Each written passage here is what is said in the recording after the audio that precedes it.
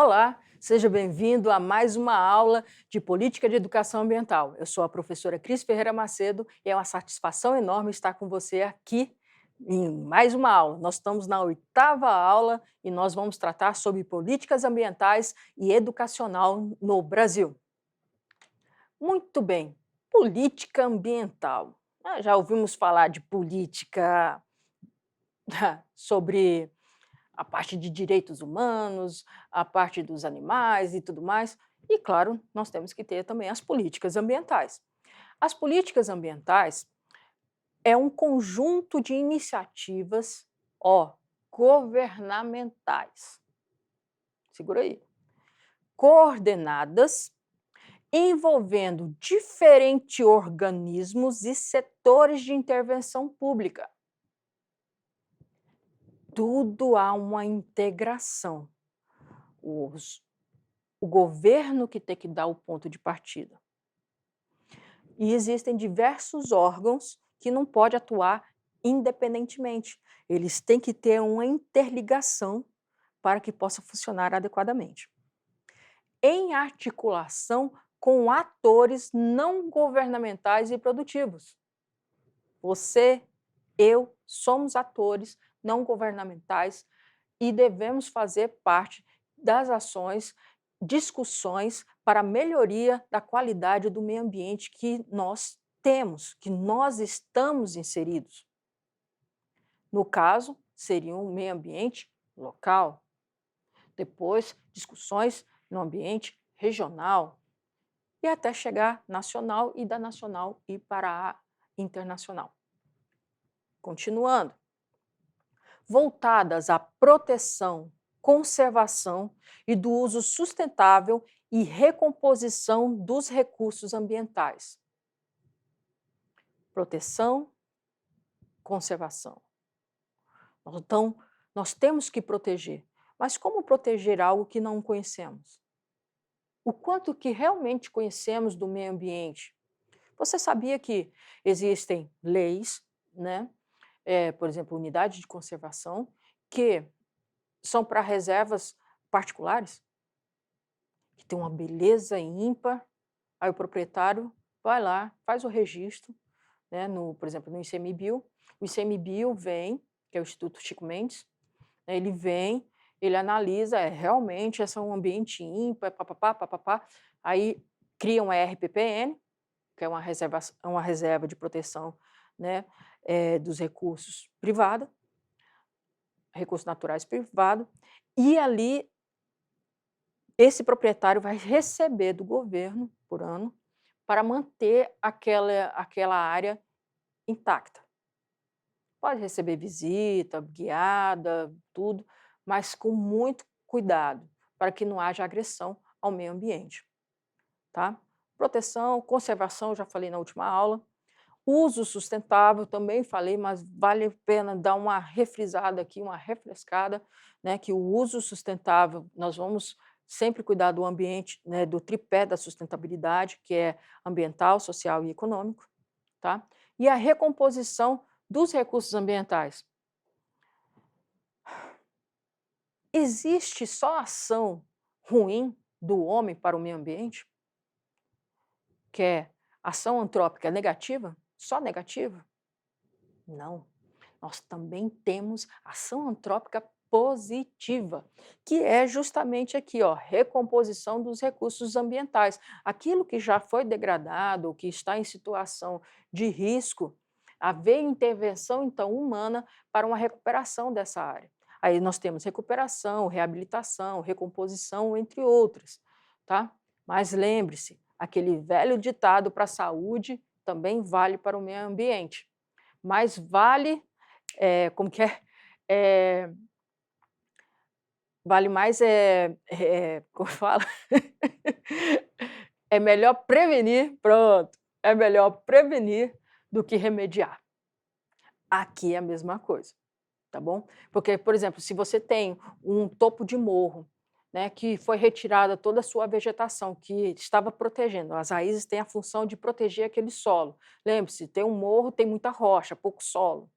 Retirou para fazer plantio que seja lá de oleaginosas, entre outras. né? E aí começa o caminho da água fazer só um sulcozinho, que é, né? Aí vai abrindo esse sulco, vai se transformando numa erosão, esse processo erosivo vai aumentando até perder tanto solo que não compensa mais financeiramente fazer a reposição, né, do que foi perdido ali. Aí a reabilitação desse espaço. Faz plantio de árvores em torno e dentro dessa cratera, né, desse processo erosivo gigantesco.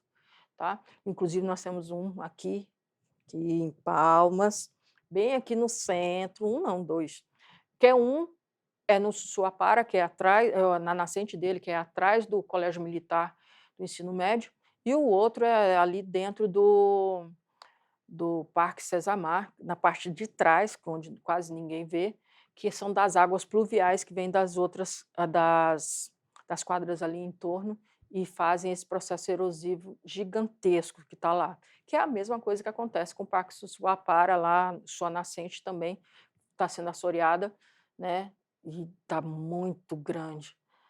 Você vê todos os perfis de solo, rocha e tudo mais. Então, aí nesse caso é melhor fazer uma reabilitação e não dá para fazer uma recuperação total. Muito bem.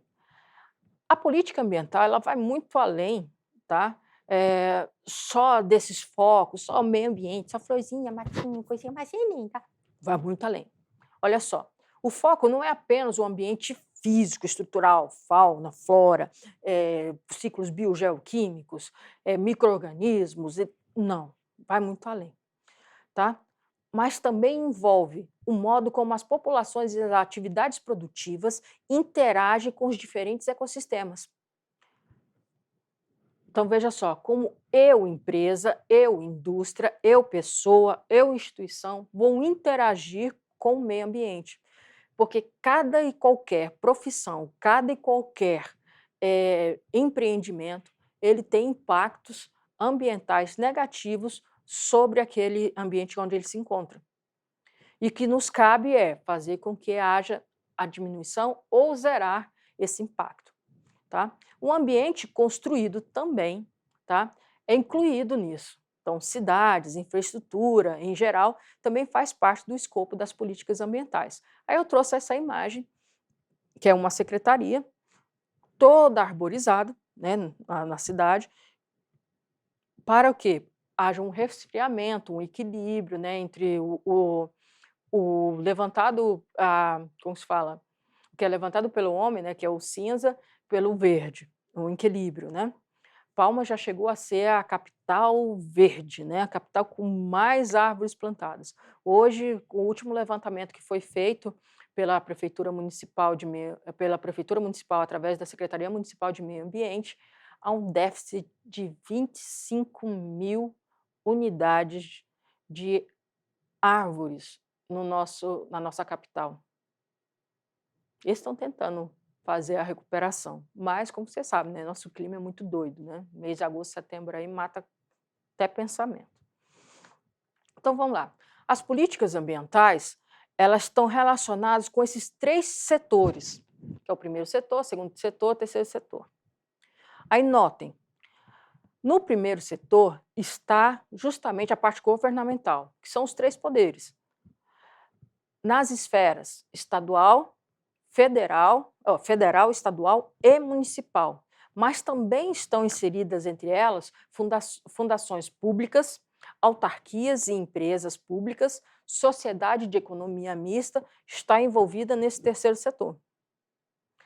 No segundo setor, nós vamos encontrar as empresas, né, limitada, capital aberto, capital fechado, né, então são empresas. Primeiro setor, governança, segundo setor, empresarial, e o terceiro setor, né, nós vamos encontrar, então, as fundações sem fins lucrativos e organizações da sociedade civil também sem fins lucrativos. Nós vamos encontrar as ONGs, as associações, né, fundações e institutos, associações fundados por empresas privadas com fins lucrativos, né, que aí, no caso, pode entrar as cooperativas.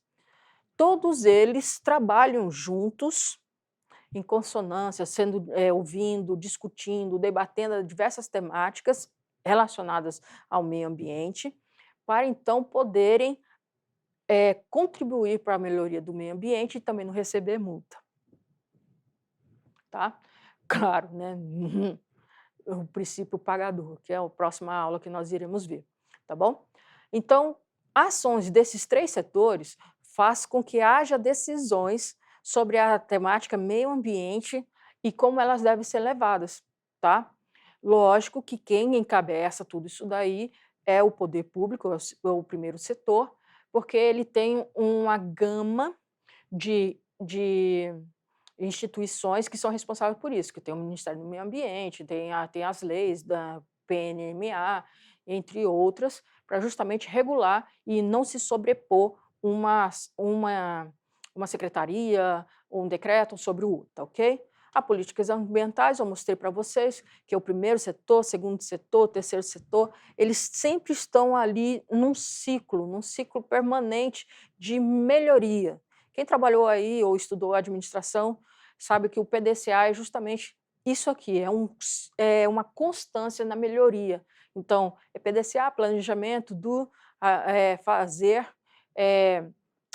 action, né, que é a ação, né, PDCA, PDCA, planejamento, do, fazer, C, checar, e A, agir. Então, o tempo todo está se trabalhando com planejamento, execução, verificar o que houve de pontos fortes, pontos negativos, e aí chegar e voltar novamente a fazer implementações e melhorias o tempo todo. Aquilo que está forte, mantém-se forte, aquilo que está fraco, discutir ações que possam melhorar aquele ponto. E nisso tudo está envolvido, como base, a sociedade. Tudo isso retorna para nós cidadãos, tá? E como isso também não só cabe a esses 3 setores, porque o terceiro setor também entra a sociedade civil. Então, eu, você, também devemos fazer parte disso. Você já participou aqui de 5 em 5 anos, se não me falha a memória, tem um encontro relacionado ao plano diretor de Palmas. Quantas vezes você foi lá participar, ouvir as propostas, votar nas propostas? Fica aí para você pensar. A política ambiental e suas condições básicas, né, que foram definidas, e é extremamente importante. Ela deve ser factível, realmente realizável, e não ficar só no mundo dos sonhos. Ela tem que ser realizada. Deve contar com uma base legal e sólida e pragmática para que ela ocorra. Deve contar com as instituições públicas consolidadas, legitimadas e fortalecidas, para que haja uma continuidade desses planos, que independentemente de qual governo esteja, as ações elas tenham continuidade. Deve ter integração e harmonia com as demais políticas públicas, tá? Porque uma não pode sobrepor a outra.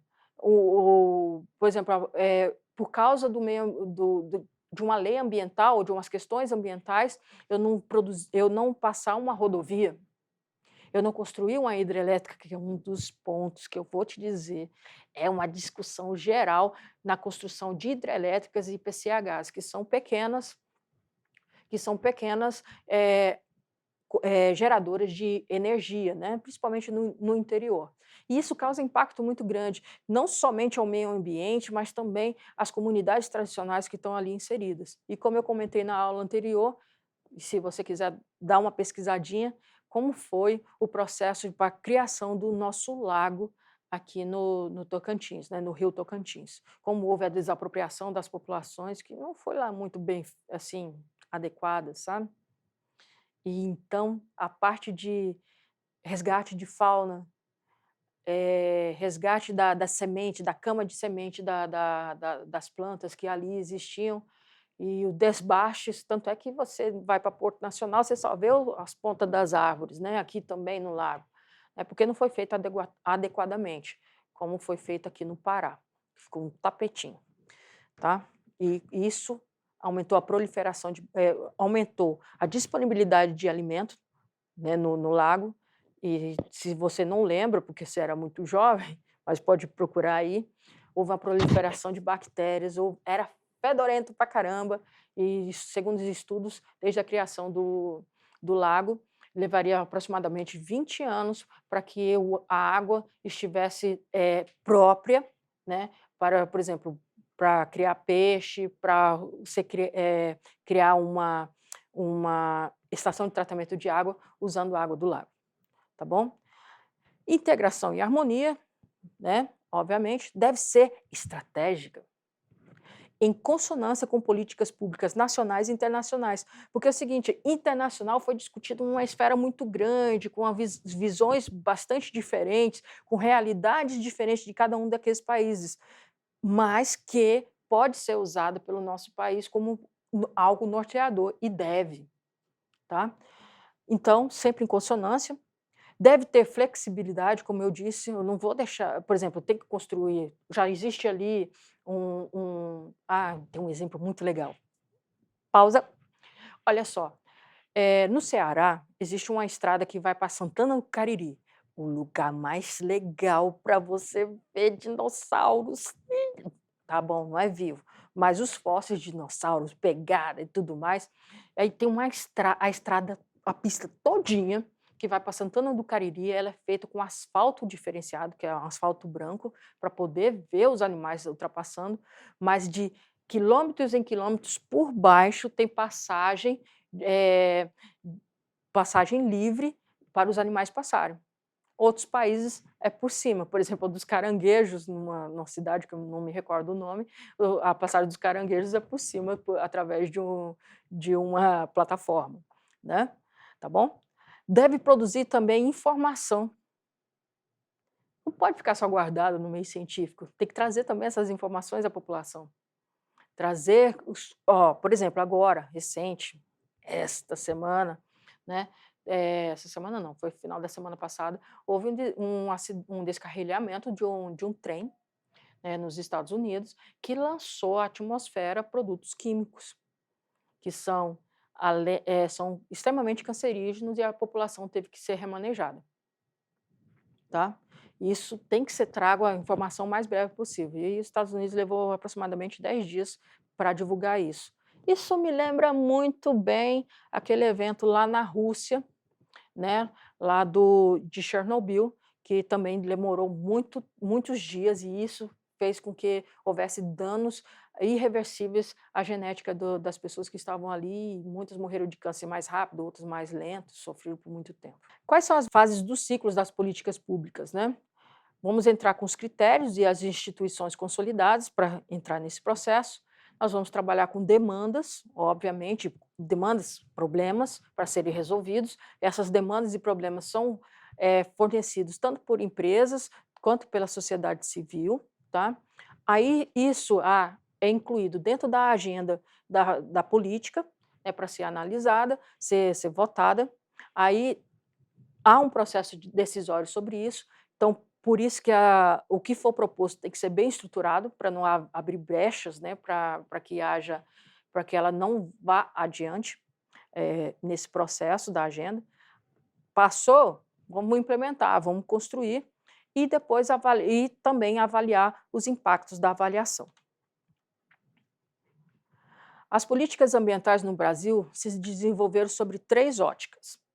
A corretiva, que é na década de 70, né, que é tudo paz e né, fomenta a exploração de recursos naturais, desbravamento do território, saneamento rural, porque nessa época era muito comum, década de 70 e 80, né, as pessoas pegarem muitas doenças, né, simples de saúde básica, né, então há um cuidado, um ponto forte em saneamento rural, educação sanitária e interesses econômicos internos e externos no nosso país. Afinal de contas, nós estamos entrando num processo de desenvolvimento em diversas áreas, né, industrial.